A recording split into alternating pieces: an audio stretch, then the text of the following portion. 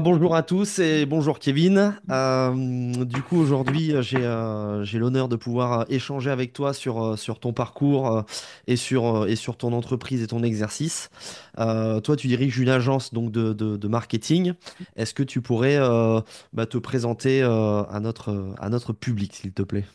Yes, ça marche. Bah, écoute, salut Alex et merci pour cette confiance et ce temps. Moi, c'est très simple. Voilà, Kevin, j'ai 33 ans aujourd'hui. J'ai été dans le milieu sportif depuis tout gamin, que ce soit sur du foot à un très bon niveau et sur de la prépa physique du coup. J'ai Ouais. toujours fréquenté des clubs de sport où des coachs sportifs autour de moi étaient. Enfin, ça fait partie de mon quotidien depuis gamin. Et à l'âge de mes 24 ans, j'ai ouvert ma première structure. Enfin, j'ai acheté une première structure, puis une seconde. C'était des clubs voilà, totalement généralistes, hein, des clubs indépendants, où je me suis formé, comme tout le monde, j'ai cru à un moment qu'être coach était suffisant pour faire marcher un business. Bah Donc ouais. c'est là où, au fur et à mesure du temps, j'ai déployé un peu mes capacités de gérant.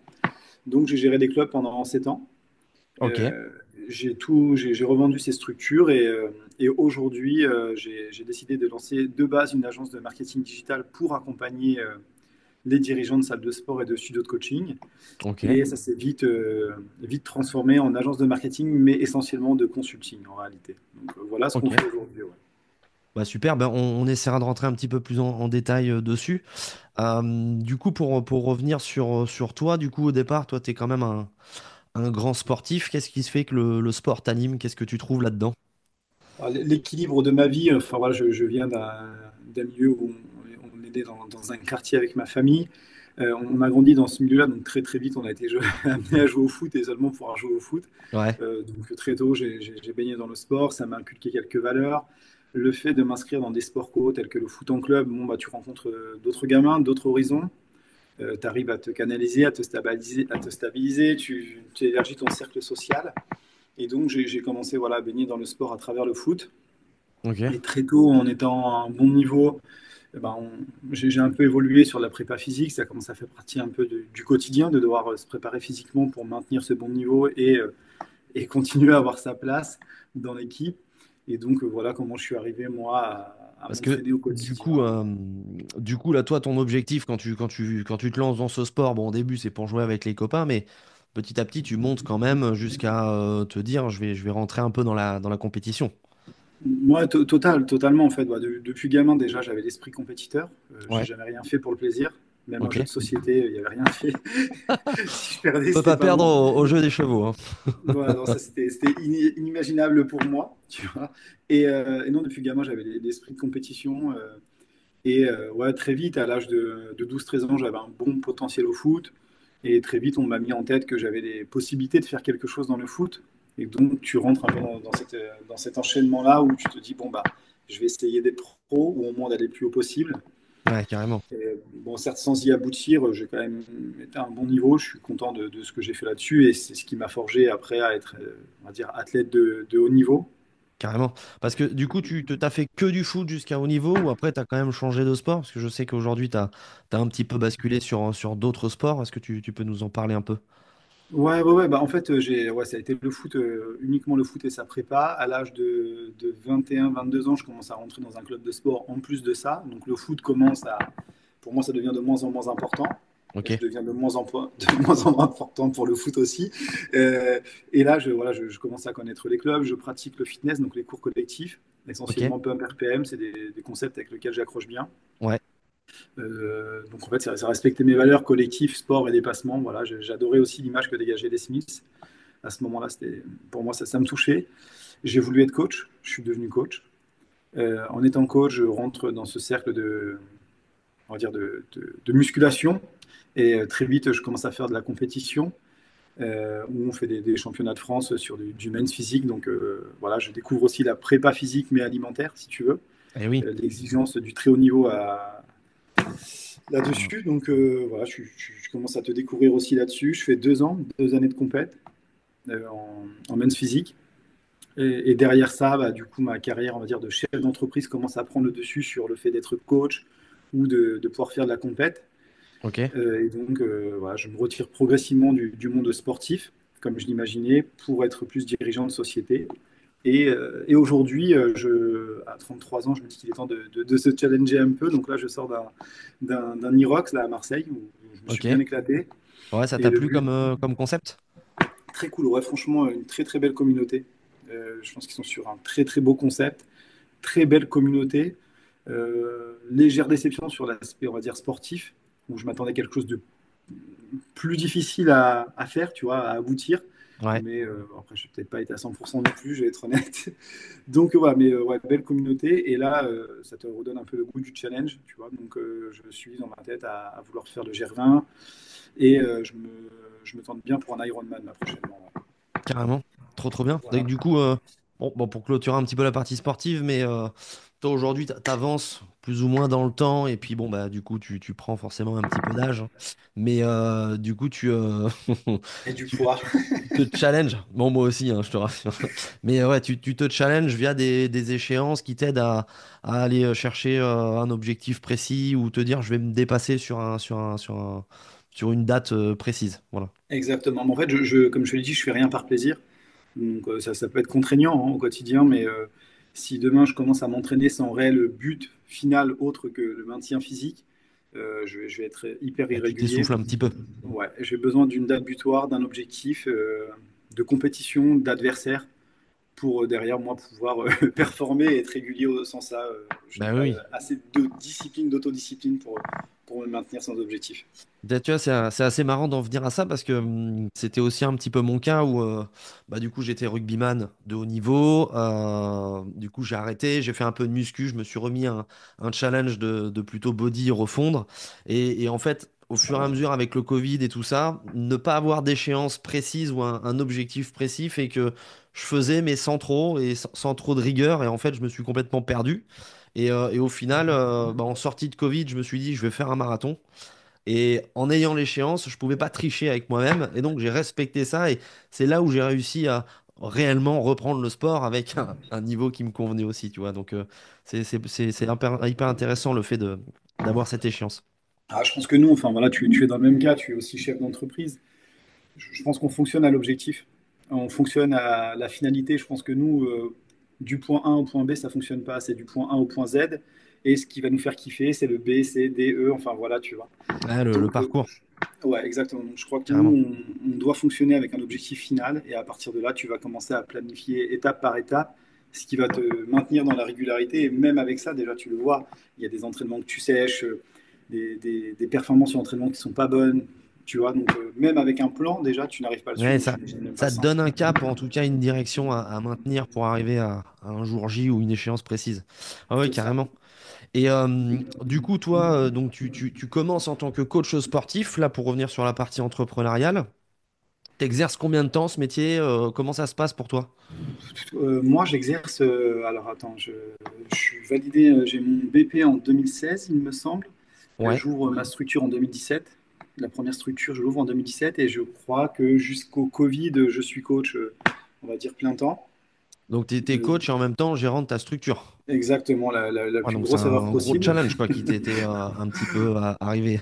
J'avais des adhérents super contents, mais des futurs clients qui venaient pas du coup. Ok. Donc voilà, ouais, je fidélisais. Voilà, tu es le coach, tu es le gérant, donc tu fidélises à mort, c'est chouette. Et encore, tu fidélises une soixantaine de personnes qui viennent sur tes cours. Mais le reste était largué. C'est là où je me rends compte. En fait, le Covid, moi, m'a énormément aidé. Ok. Parce que je suis dans une phase où je me dis, ah, pourquoi pas revendre, enfin voilà. Et la finalité, c'est que je délègue pendant le Covid. Les cours en visio, etc., on Ah, délègue. t'apprends sur Ouais, cette phase-là à te dire, ok, comment je fais pour, au lieu d'être cantonné à 60 clients hyper fidélisés, hyper fidèles à ton club, comment je peux faire pour aller chercher, bon, en tout cas, travailler sur ton bassin déjà de clients que tu as déjà et comment toucher tout le monde. C'est ça que tu... ouais, en gros, c'est ça, c'est que j'arrive au bout de 3 4 années de coach, je suis épuisé. Coach au gérant, donc je suis vraiment fatigué, je suis épuisé, puis j'y trouve plus plaisir en fait. Tu vois, là, j'ai bouclé la boucle, donc voilà. Et je pars dans l'idée de revendre à ce moment précis. En tout cas, dans cette posture de coach au gérant, je veux revendre ma société. Et je me dis, bah, en attendant, c'est le Covid, allez, je délègue, au pire, ça va aller vite. Voilà. Et en fait, pendant cette délégation, je commence moi à m'instruire sur le vrai rôle du chef d'entreprise en réalité. Et là, je reprends une énergie et une passion dingue pour ça. Ok. Et à partir de là, en fait, je redémarre sur un nouveau cycle, je post-Covid. Et là, on fait exploser les compteurs, on fait exploser le club. Ça me permet de déléguer. Bon, on va dire que tu travailles toujours autant, mais ça devient beaucoup plus intellectuel que physique. Mais oui. Et tu peux te permettre des arrêts, des pauses, des coupures quand tu souhaites. Et là, voilà, à partir de là, sortie de Covid, je me passionne à fond pour ce que je fais. Et, euh, et ça a été dur à accepter, hein. Tu sais, j'étais persuadé que si je déléguais mes cours à mes coachs, ils allaient être moins bons, il y allait avoir moins de monde. Bah, première claque dans la gueule, il y a plus de monde sur les cours que quand Pas j'y du étais. tout. Ok, l'ego prend cher. Derrière, c'est pareil pour le pôle commercial. Je me dis, putain, si je commence à mettre des gens en avant, ils vont vendre moins bien que moi. C'est mon produit, c'est mon club. Je suis le coach, machin. Mon culte au transfo, il explose quand je suis plus là. Et en fait, je me rends compte que moins je mets les pieds dans mon club, plus il est performant. Et plus il est performant, parce que moi, en fait, je pense maintenant uniquement stratégie, tu vois, au fur et à mesure du temps. Et en fait, à être sorti complètement de mon club, je l'ai rendu plus performant. Donc, c'est un peu contradictoire. Alors, je ne Ah, dirais pas que tu c'est ne joli quand travailles même pas. comme histoire. Ouais, c'est chouette et je pense que c'est là où doit en arriver un chef d'entreprise. Alors, je ne vais jamais vendre le fait de ne pas travailler parce que c'est faux. Tu es chef d'entreprise, tu vas travailler constamment au quotidien et même les week-ends.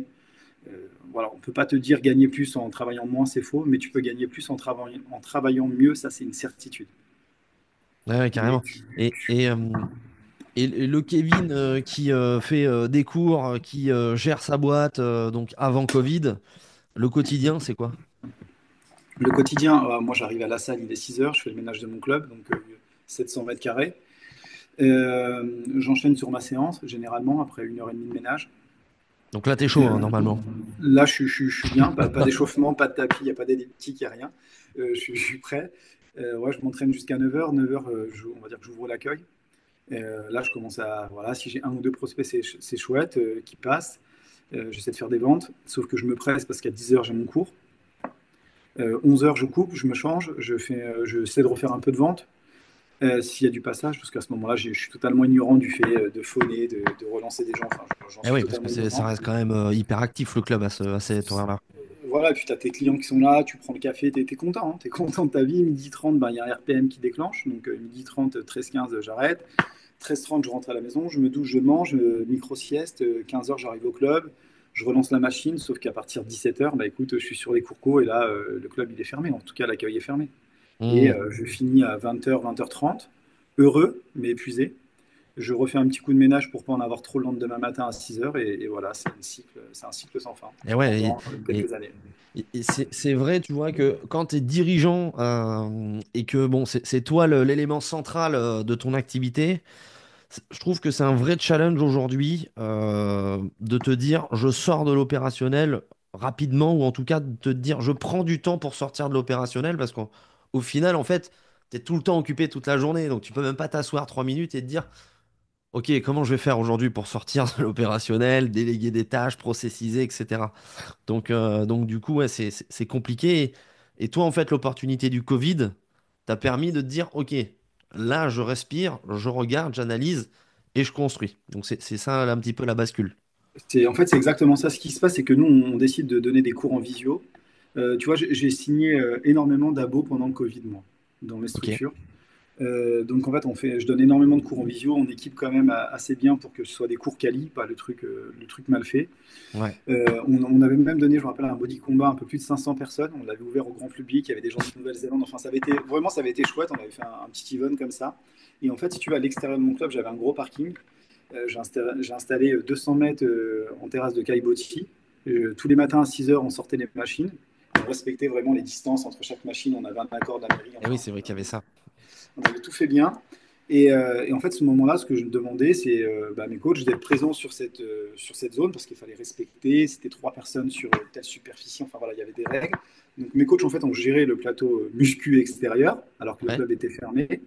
Et en parallèle, mes cours co le soir, généralement, en visio. Et les coachs géraient ça. Et voilà, hyper satisfaction des clients, les coachs étaient heureux, moi je n'y allais pas. Et en fait, c'est comme ça que la délégation s'est faite. Je me suis dit, bah, en fait, j'ai peut-être plus à passer ma journée au plateau à surveiller tout le monde, puisque mes coachs le font très bien. Je vois qu'en visio, mes coachs sont ultra performants, parce que j'avais une très belle équipe, mes coachs sont ultra performants en visio. Donc j'imagine que si je leur délègue les 3 quarts du planning en physique, ça va être extraordinaire. Et en fait, dès qu'on réouvre, je garde cette organisation-là. Et naturellement, j'ai délégué, tu vois, ça n'a pas été voulu. Ça s'est fait naturellement. Ouais. Et à la fin, je me dis, bah, en fait, je conserve le club et bah, je vais grandir avec lui. C'est une autre phase de ma vie, celui de chef d'entreprise et on grandit comme ça. Là, carrément. Et du coup, alors tu sors du Covid, tu me disais que tu reprenais beaucoup d'adhérents et tu avais cette nouvelle organisation. Comment ça évolue ton parcours par la suite? Par la suite, bah, là, je commence à faire moi appel à des agences en marketing digital, justement, Ok. qui sont Alors, plus des mentors, parce que maintenant, par expérience, je me rends compte qu'une agence ou une autre, il n'y a pas une énorme différence, tu vois. ok. Mais c'était des mecs qui étaient en place, qui géraient les agences, qui étaient très bons. Voilà, j'avais deux, trois mecs qui étaient brillants et ils te font évoluer. Tu es au sein d'une communauté, d'autres chefs d'entreprise comme toi, de gérants de clubs qui ont des années d'avance sur toi. Et là, en 2 ans, tu gagnes 10 ans de carrière, en fait. Ouais, ouais. Donc toi, le but, c'était vraiment d'optimiser, de remplir la salle. C'était ton focus en sortie de Covid. Exactement, c'est ça. Moi, je suis sorti de Covid, je fais appel à une première agence. Et là, en fait, je comprends l'enjeu de mon métier de chef d'entreprise.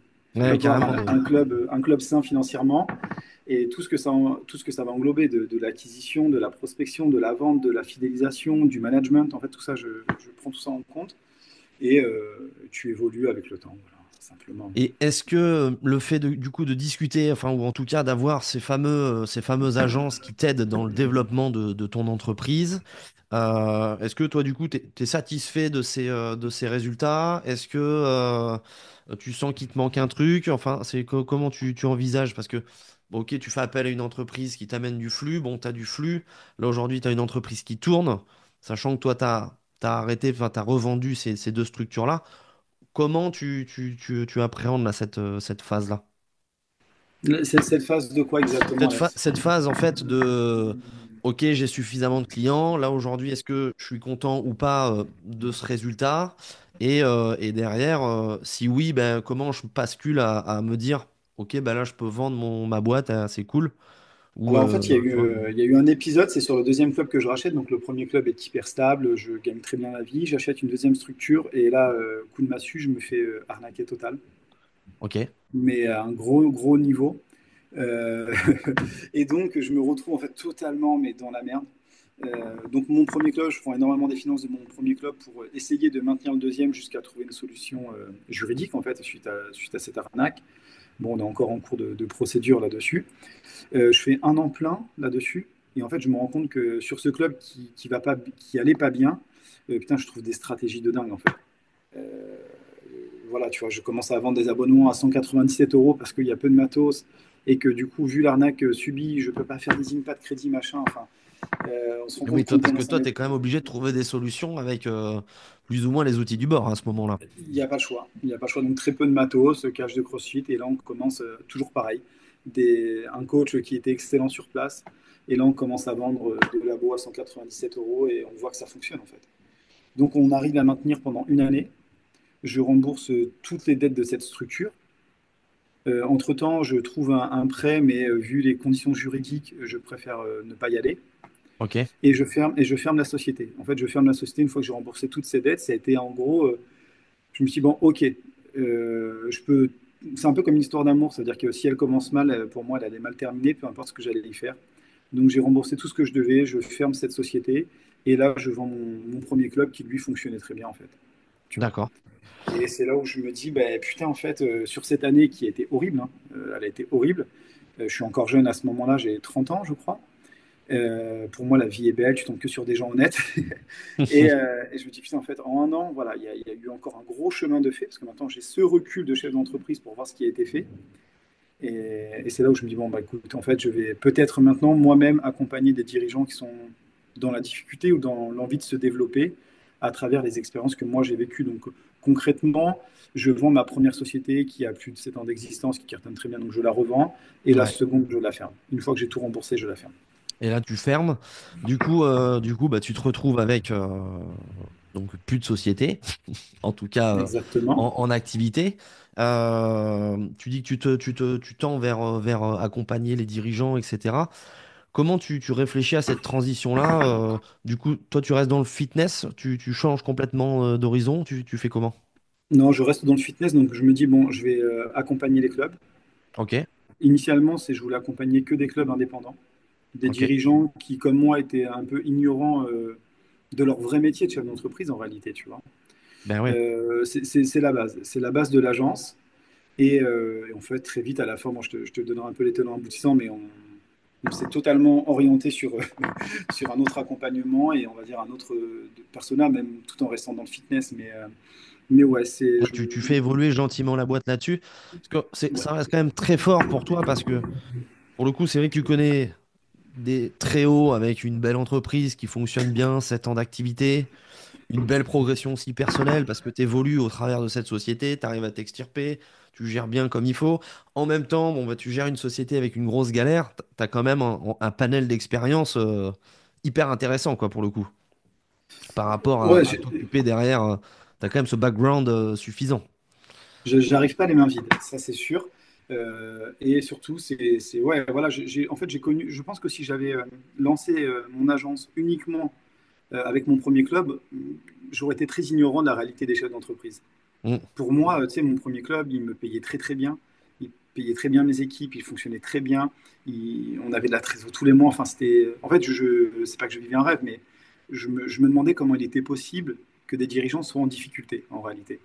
Tu vois, Ouais. j'en étais arrivé là.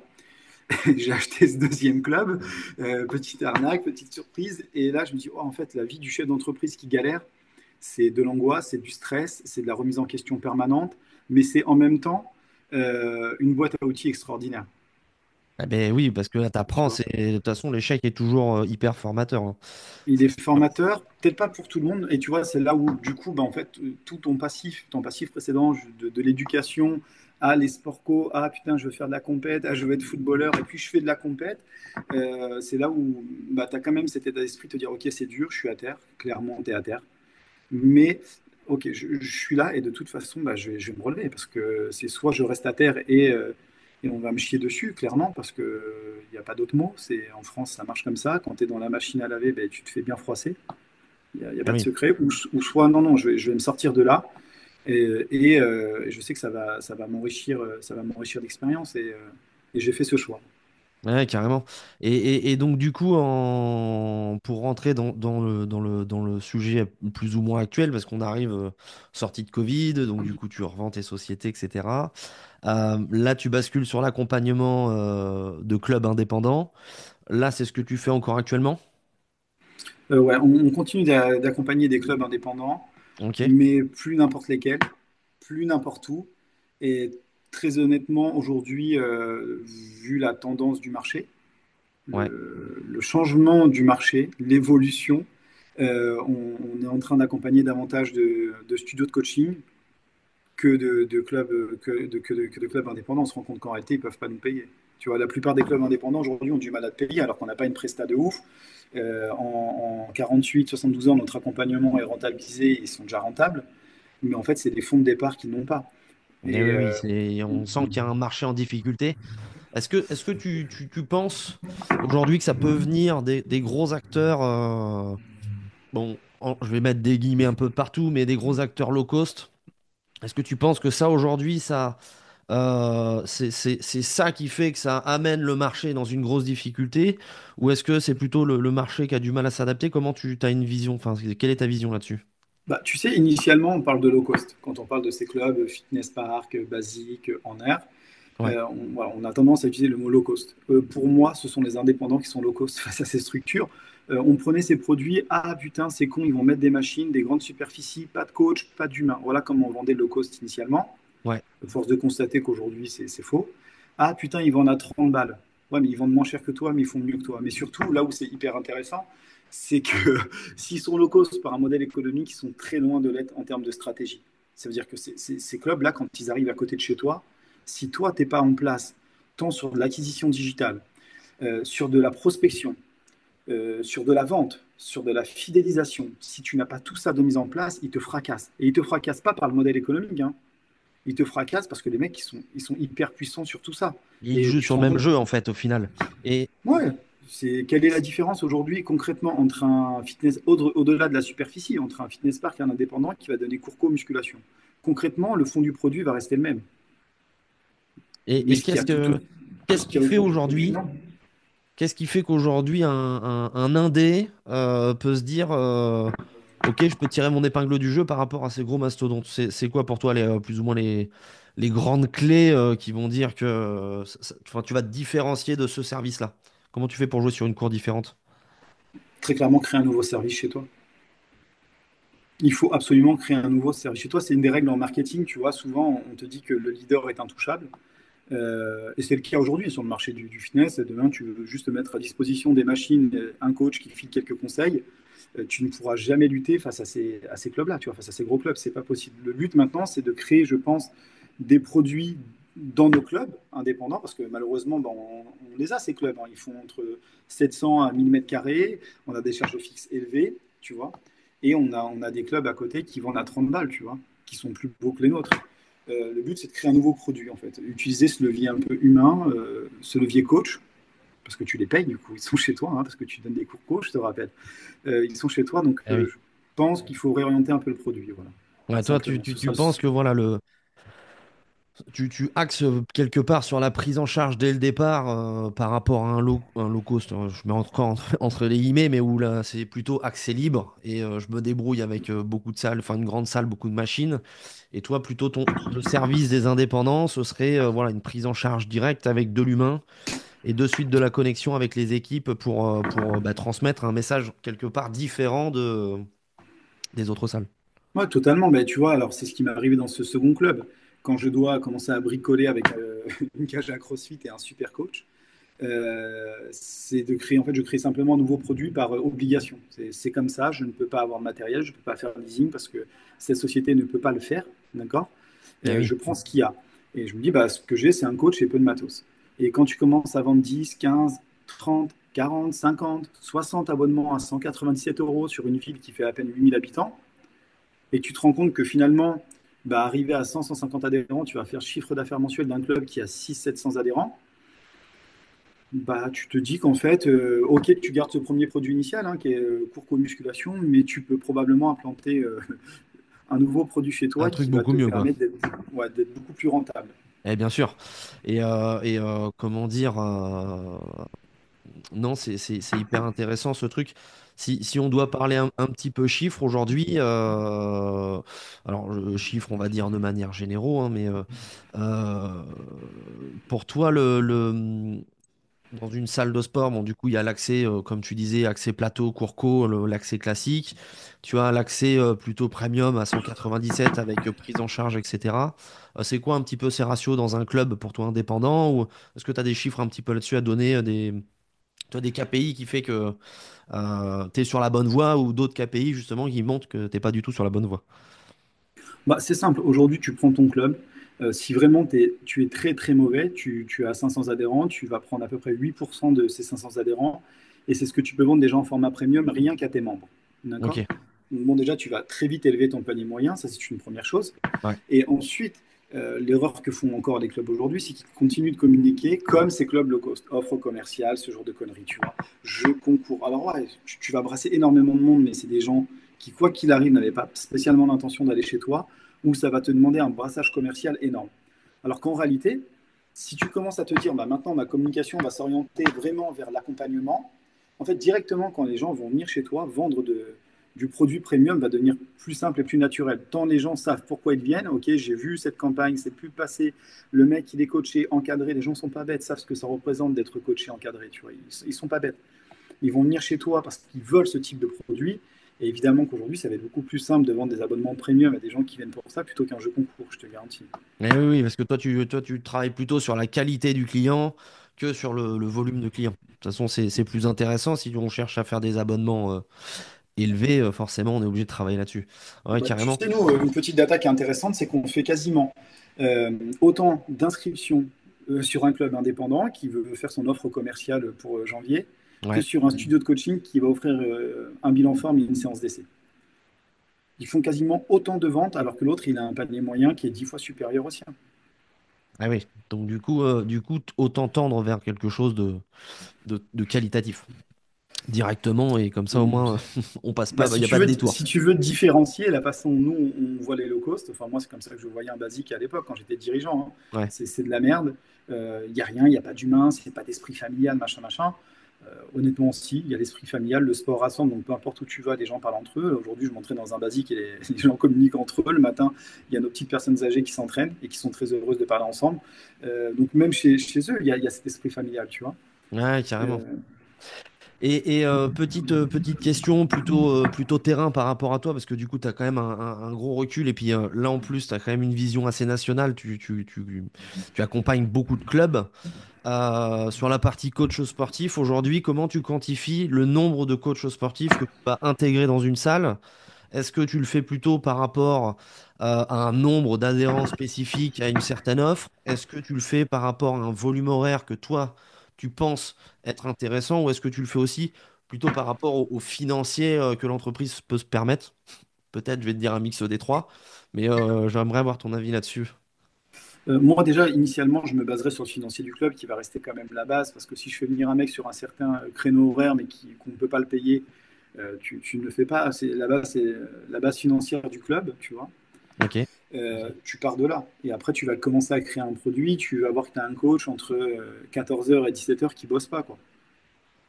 Donc lui, déjà, tu peux commencer à lui mettre peut-être un ou deux coachings sur la journée. Donc ça va te faire peut-être une dizaine de clients par mois, mais quand tu fais 10 fois 200, tu vas vite te rendre compte que ce coach, tu vas avoir envie de lui libérer du temps pour qu'il commence à accompagner ce type de personnes. Et oui. Donc au fur et à mesure, Et- en fait, tu construis ton équipe de coach à ce niveau-là, toi. ouais, exactement. Moi, je commencerai, voilà, tu as des coachs sous la main, tu ne peux pas en payer d'autres. Je commencerai par là, c'est-à-dire que je commence à installer cette offre en interne avec mes clients. Je commence à libérer du temps à mon coach. Il garde ce qu'il a gardé sur les cours collectifs. Tu retires l'accompagnement plateau musculation où on file des conseils à tout va pour pas grand-chose, sauf Ouais. si c'est un but commercial derrière, tu vois, Eh oui. évidemment. Et là, voilà, ça va commencer. Le coach va commencer à être rentable, en fait. Et lui Mm. va faire son vrai métier de coach. Parce que pour moi, sur Eh un oui, oui. parcours coach, c'est plus un animateur qu'un coach, tu vois. Ça, c'est sûr, parce que, en fait, c'est intéressant de voir ça, parce que ça, on va dire, c'est plutôt la partie salariée. Moi, du coup, je suis plutôt sur la partie indépendant, dans les clubs Basic Fit. Et tu vois, sur mon calcul, vu que chacun des coachs paye, en fait, une adhésion pour pouvoir être présent dans le club, moi, je me base par rapport, alors, à la taille du club, je me base par rapport aussi au nombre d'adhérents que j'ai dans le club. C'est-à-dire que je compte à peu près un coach pour entre 500 et 700 adhérents, tu vois. Parce que je sais que les 10% dedans vont prendre du coaching. Donc, du coup, bah, on va dire, même Ouais. si on part sur 500, ça fait 50 clients à gérer. On est largement assez. Et donc, du coup, moi, je construis plutôt mes équipes dans ce sens-là, mais parce que je suis plutôt sur un modèle indépendant. Toi, tu es plus salarié.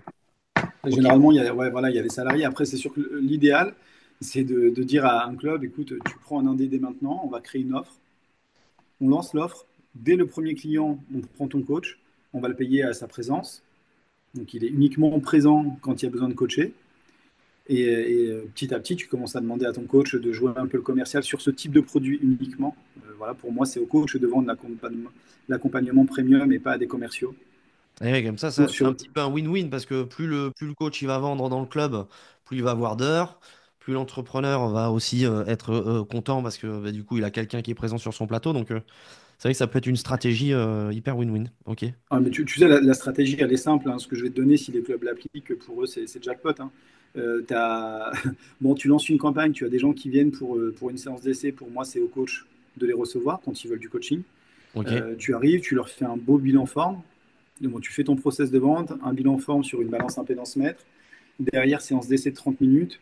Et l'objectif du coach derrière, c'est de closer. Voilà, tu formes tes coachs à la vente sur ce type de produit et pas plus. Et quand les gens rentrent, viennent dans ton club un peu en walking, viennent juste pour prendre des renseignements. T'as des coachs qui on- sont dispo et bam, ça. ouais. Et là, même si le commercial il intervient, son but à lui, c'est de fixer, soit de signer un abo, soit de fixer une séance. Et oui, comme ça, ton client, il est déjà pris en charge et au final, bah, du coup, c'est là où tu te différencies complètement des clubs low cost et on en revient à la strate de Exactement. tout à l'heure, prise en charge humaine. C'est Carrément. exactement ça. Carrément. Et toi, aujourd'hui, en termes de vision, d'objectifs plutôt perso, par rapport à l'entrepreneur que tu es aujourd'hui, parce que du coup, tu coaches maintenant les dirigeants de salle et à mettre des stratégies d'acquisition en place. C'est quoi ta vision là-dedans? Qu'est-ce que tu veux faire aujourd'hui, toi? déjà pour l'agence, concernant l'agence, moi je m'oriente de plus en plus vers les studios de coaching ou vers D'accord. des clubs indépendants qui ont tendance à vouloir implanter ce type de produit. Ok. Euh, on souhaite travailler que en qualité, tu vois, je suis pas là à vendre des tonnes de prospects. Par contre, ce que je te vends, c'est des prospects qui vont être qualifiés et qui vont t'acheter. C'est toujours un choix, hein, tu vois, entre la quantité et la qualité. Et des fois, tu peux même associer les deux sur des périodes bien précises. T'as quelques stats là-dessus, là, sur la période de janvier, sur les clients que tu as accompagnés en tête ou pas forcément? Si, si, bah, tu vois, on a accompagné un studio de coaching là sur Paris, juste un studio de MS. On lui a fait un peu plus de 22 000 euros de chiffre d'affaires sur le mois de janvier. Et au total, investissement pub plus mon accompagnement, elle a payé même pas 700 euros. Oui, bon, dans ce cas-là, du coup, c'est Et on n'a rien hyper réinventé, lucratif. je t'assure, en termes de contenu, on n'a rien réinventé. On lui a demandé de nous faire une jolie vidéo qu'on a montée derrière parce qu'on s'occupe des montages avec l'agence. Le discours est très simple en fait. C'est tu veux perdre du poids en 20 minutes plutôt qu'en 4 heures de sport. Bah, ce qu'on te conseille, c'est l'électrostimulation. Et bonne nouvelle, si vraiment tu es intéressé, bah, on t'invite chez nous à venir essayer. Et le fait de demander à des gens de venir chez toi, tu les engages déjà. Eh oui, Au moment de laisser leurs coordonnées, ils savent très bien que la prochaine action, c'est de venir chez toi. Donc tous ces gens qui sont là pour la gratuité, tu les perds en fait, tu vois. Tu eh, ils les lâches. viendront pas, ils viendront pas. Même, Exactement. tu j'avais vu une stat aussi qui était hyper intéressante. Alors là, c'est plus sur de la formation, mais en tout cas le monde digital. C'est que dès qu'il y a des gens qui ils vendent des formations ou ils font en tout cas des formations gratuites, il y a plus de 98% des gens qui n'ouvrent pas la formation. Donc ça Normal. rejoint un petit peu ce que tu viens de dire dans le sens où les gens ils mettent un truc et puis après il y a plus rien derrière. Là, c'est bien le fait de je mets quelque chose, je vais le chercher et je vais à la rencontre de ce que je veux. Et là, la démarche est complètement différente et le prospect, il n'est pas dans le même état d'esprit de qualification. Mais bien sûr que non. C'est simple, hein. Regarde, tu vas le vivre. Là, si je te dis, vas-y, salut Alex, écoute, si tu me laisses tes coordonnées, je t'offre 1000 euros. Qu'est-ce que tu vas faire? Tu vas me Je les laisser tes laisse pas. coordonnées et probablement que tous tes potes, non mais tous tes potes vont me faire la même chose, tous tes proches vont faire la même chose. Ok, mais c'est normal. L'offre, elle est attrayante. Tu offres 1000 euros. Bah, tu offres un an d'abonnement à gagner à des gens. C'est normal qu'ils te laissent leurs coordonnées. Ils ont absolument rien à perdre à le faire. Donc Eh oui, tu oui. vas dire, oui, j'ai eu 300 400 prospects sur un jeu concours. Honnêtement, si c'est pour en signer 20, vu l'abattement commercial que ça te demande, ça sert à que dalle. En tout cas, ça, c'est mon avis. Eh ouais, t'épuises tes équipes, tu, Peu tu, de tu, tu- résultats, tu- tu vas remettre en doute tes process, tu vas remettre en doute l'agence, parce que ça arrive, hein. Ouais, tu as eu 300 prospects, mais on a fait 20 ventes. Alors, en même temps, mec, écoute, c'est normal, tu offres un jeu concours. Attends-toi à rien de plus. En fait, il faut être transparent avec les dirigeants. Bah, nous, c'est ce qu'on fait, c'est on est transparent. Tu veux faire une offre commerciale, écoute, je te le déconseille. Par contre, libre à toi de la faire. Tu voulais une stat pour janvier. Nous, les clubs, hein, puis on a aussi des franchisés qui ont voulu faire des offres commerciales pour janvier, ont moins bien fonctionné que ceux qui ont simplement offert, par exemple, une semaine gratuite chez eux. Eh ouais. C'est Ouais, con, tu vois. il suffit de trouver quelque part enfin, le bon leads magnet, hein, la bonne accroche pour que ce soit tellement irrésistible que les gens se disent comment je peux louper ça, quoi.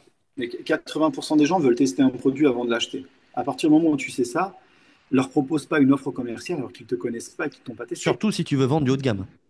Et en plus de ça, si maintenant tu veux commencer à vendre du premium dans ta structure et élever ton panier moyen, tu peux plus te permettre de faire ça. Eh ben c'est ça, c'est ça. Tu peux plus, tu peux plus te permettre. Et tu vois, même pour aller un peu plus loin, déjà sur un aspect un peu plus technique, demain tu es sur un gros secteur. Tu vois, moi je suis de Montpellier, j'ai un club qui est en plein centre-ville, il commence à te dire je vais faire un mois gratuit.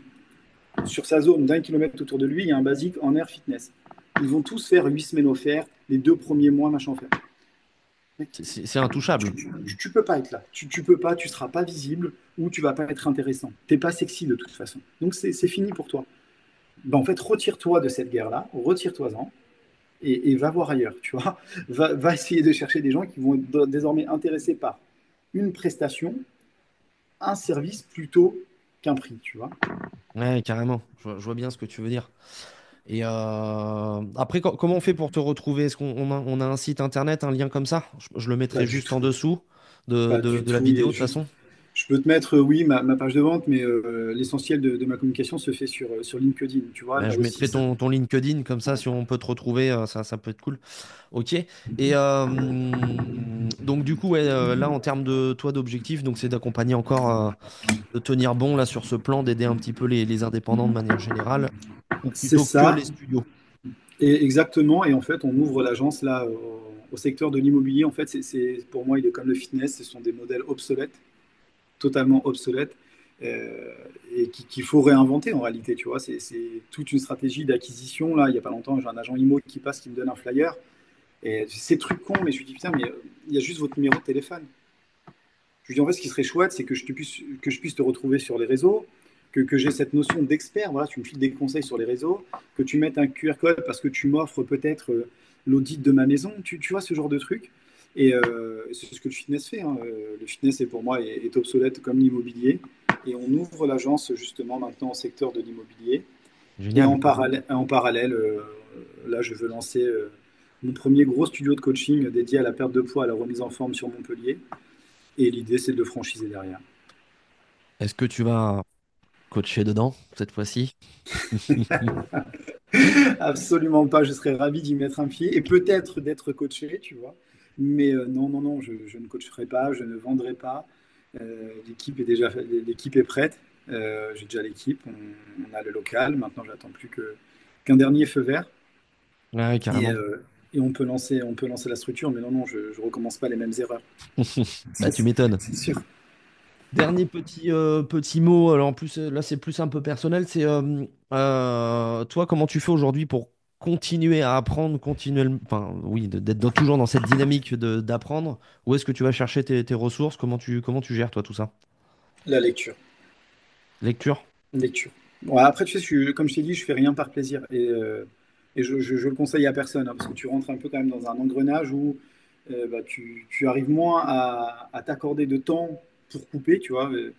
Mais ouais, non, je lis constamment. C'est-à-dire que je m'interdis de me lever le matin et de ne pas prendre un bouquin, de l'ouvrir.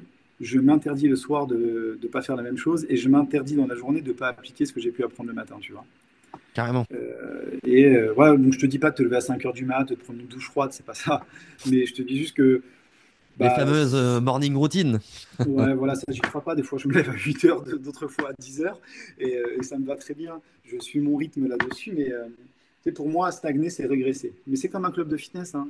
Aujourd'hui, il stagne, il surfe sur ce qu'il a fait il y a 5 ans, et en fait, en réalité, il se casse la gueule. Tu vois, stagner, c'est régresser. Il en va de même pour le plan intellectuel. C'est-à-dire que si je reste sur mes acquis, je vais continuer de faire ce que je fais et ce qu'on fait bien actuellement. Mais le monde change en fait, tout va trop vite.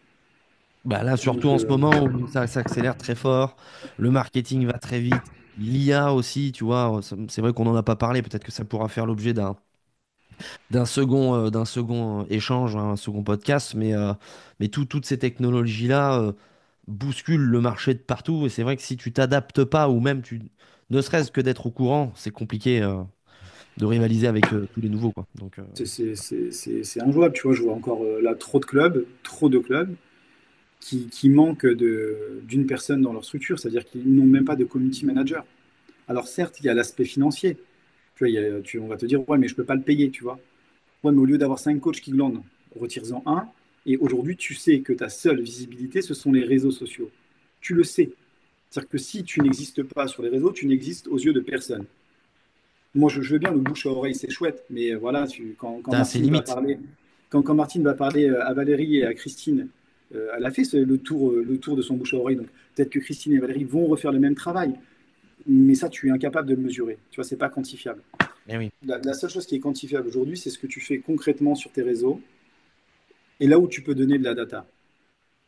Et tu vois, les clubs sont Mesurer. largués aujourd'hui, sont largués là-dessus.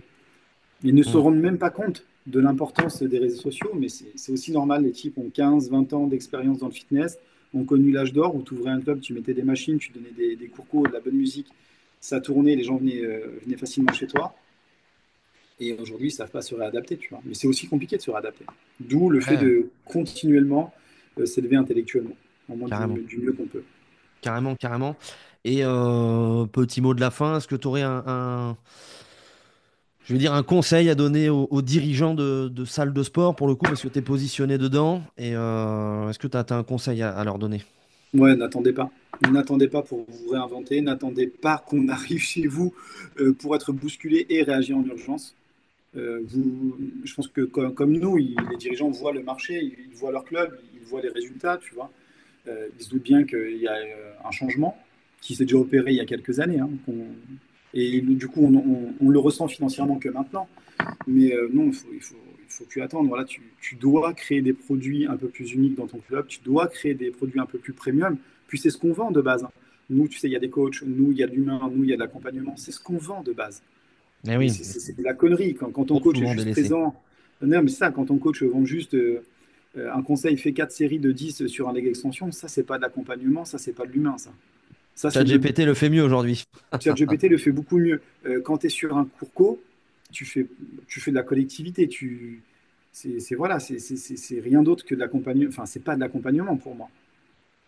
Ah ben c'est Donc, sûr que c'est pas d'un gros accompagnement, mais en tout cas, ça reste un petit peu mieux que c'est low cost, mais voilà, c'est bah, tendre vers une expérience, c'est honnêtement, ça je qui pense pas, hein. importe. Moi, je Non? pense pas, hein. Je me trouve plus accompagné chez Basic Fit que chez un indépendant aujourd'hui, hein. Tu sais, je suis arrivé chez Basic parce qu'il y en a un qui a ouvert à 1 minute de chez moi, village de 3000 habitants. Ils ont ouvert 800 mètres carrés. Enfin, c'est quand même exceptionnel ce qu'ils font. Ouais. Euh, je suis arrivé dans le club. On m'a proposé une séance d'essai gratuite avec un coach. Non, mais quand même, c'est-à-dire que je viens, je m'inscris, on me propose cette séance, je l'accepte, et le coach m'a booké à 300 balles par mois. Et là, ouais, j'ai un putain d'accompagnement. Ouais, je suis accompagné chez Basique. Quand la coach passe, que je suis là et que je suis pas sur ses heures de training avec elle, ben, elle vient me voir, elle me serre la main, bonjour. En fait, même chez ces clubs-là, tu le retrouves ça. Tu vois? Eh oui. Donc, l'indépendant qui te dit, nous, on se démarque par l'humain, l'accompagnement, mon cul, c'est fini ça, c'est terminé. Ouais, oui, Bon, oui, je vois désolé ce que pour tu veux dire. l'expression. Non, non, mais je vois ce que tu veux dire. Ok, ok. Bah écoute, est-ce que tu as un dernier mot, toi, à rajouter par rapport à tout cet échange? Non, c'est un super marché, hein. Le fitness, c'est un super marché qu'il faut savoir réinventer. C'est tout simplement ça. Il faut savoir se réinventer et l'accepter. C'est dur aussi pour les dirigeants. Euh, mais il faut, il faut avancer. Il Faut faut bouger, quoi. avancer ou lâcher prise. Voilà, faut lâcher ton club aussi. Non, mais si tu vois pas le fitness autrement, c'est vrai, hein. Tu sais, quand tu as connu l'âge d'or, tu as peut-être pas envie de vivre une autre période. Tu vois, t'as peut-être pas envie, donc bah faut peut-être t'arrêter là parce que le monde a changé, que tu as fait ce qu'il fallait faire Ouais, t'as mis et si depuis l'empreinte on que a t'avais à mettre au ouais, moment où il fallait le mettre et ouais, maintenant, faut si le avancer. mec est plus si le mec est plus en adéquation avec le produit qu'il doit créer pour survivre, faut qu'il arrête. Je suis ok avec ça. Je suis ok.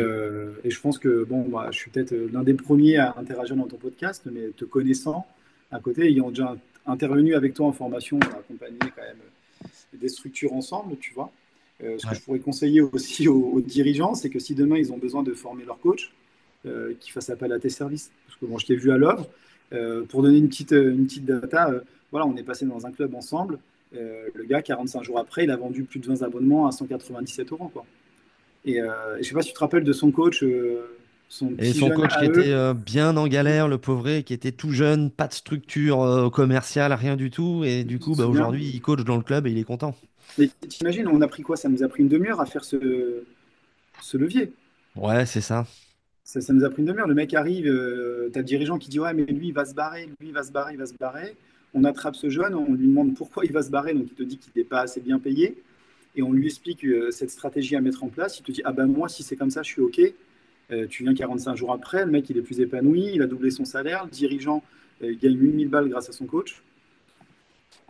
Bah Ah, c'est écoute, sûr que c'est non mais c'est important c'est vrai que bon ça sera mon petit mot aussi de la fin mais c'est important OK il y a l'acquisition OK il y a avoir des nouveaux clients tout ça OK vendre cher c'est bien aussi se différencier mais il y a aussi vraiment le travail celui que tu viens de soulever c'est l'après c'est combien de temps ton client va rester chez toi est-ce qu'il est satisfait de sa transformation et de sa prise en charge par rapport au lieu dans lequel il est et est-ce que voilà, tu as un club qui vit? C'est quelque part, c'est ça. Et en fait, cet après est trop souvent pour moi gommé. Et c'est vrai que sur cette intervention qu'on a faite ensemble, bah, le fait d'arriver ensemble sur OK, j'ai du monde, j'ai du flux, je revois un petit peu la strate de l'entrepreneur en lui-même, du chef d'entreprise. Je lui ouvre les pistes, on lance un truc et derrière ça fonctionne. C'est du beurre pour tout le monde, bah, c'est cool. non, mais c'est regarde, bah, bon, on en discute ensemble, mais si demain on est amené à créer cette offre sur ce marché, ça veut dire que moi j'arrive, j'explique comment. aux dirigeants, on va lui ramener du flux pour des gens qui souhaitent avoir de l'accompagnement premium dans sa structure. Derrière, on met en place pour lui toute la prospection. Toi, tu viens, tu es en mesure de former l'intégralité de ses coachs. En 48 heures, il a un produit unique dans son club qui va rentabiliser en 30 jours, Ouais, non, mais facilement. c'est sûr, c'est là pour moi un peu la révolution qu'on peut obtenir avec les clubs indépendants et les studios. Donc, Pour moi, non, c'est tu me le, prêches c'est le un salut convaincu. le salut de l'indépendant passe par là, je pense, aujourd'hui. Sur Ouais, carrément. de la nouvelle presta pour élever son panier moyen, il n'y a pas le choix. Kevin, encore merci pour tout ça. Et sinon, je vous dis à très vite pour une prochaine vidéo. Ciao, ciao. Merci beaucoup à toi, Alex. Ciao.